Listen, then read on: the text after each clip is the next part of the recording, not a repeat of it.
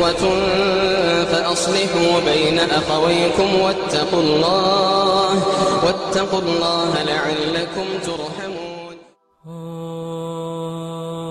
يالله إنا طلبنا العفو وأنت العظيم، قاصدينك بوجهك في قضية سعيد، داخل السجن عبدك يرقبك يا كريم، من وراء باب مؤصد والنوافذ حديد، ثم قصدنا بعونك كل رجل حليم، والعفو راي صايب طول عمره سديد.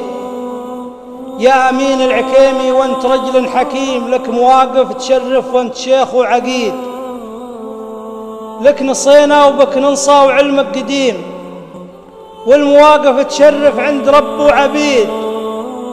قاصدينا الناجع دام ما به غريم، منعكم وانت واخوه والقتل ما يفيد، وننعت بصوت واحد صفنا مستقيم، واتجهنا لمنه في المواقف عميد. يا علي ننتخيبك دام منعك سليم، وانت رجال وافي للجماله تصيد، وازهم الجيد يحيى والهواجس تهيم، كل ما قلت يحيى قال تبشر بجيد، والسعد دام به مسعود فيكم ومقيم، نعتزي فيك يا مسعود ما انت بعيد.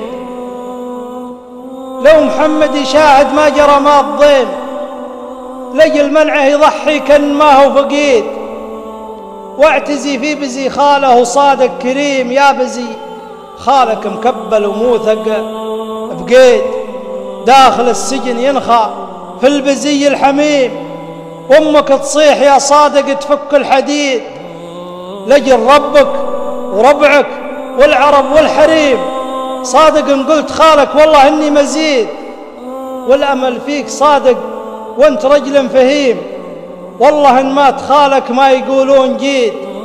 يا الناجع يا الناجع يا الناجع، لفيناكم بموقف عظيم، طالبين العفو منكم وتفكوا سعيد، طالبين العفو منكم وتفكوا سعيد، طالبين العفو منكم وتفكوا سعيد. لا تتركوني أقل حاجة يا أهل الخير تدعون، وانا دموعي سايله من عيوني، وحدي وكن الناس ما عندها، تكفوني يا أهل الخير لا تتركوني، أقل حاجة يا أهل الخير تدعون.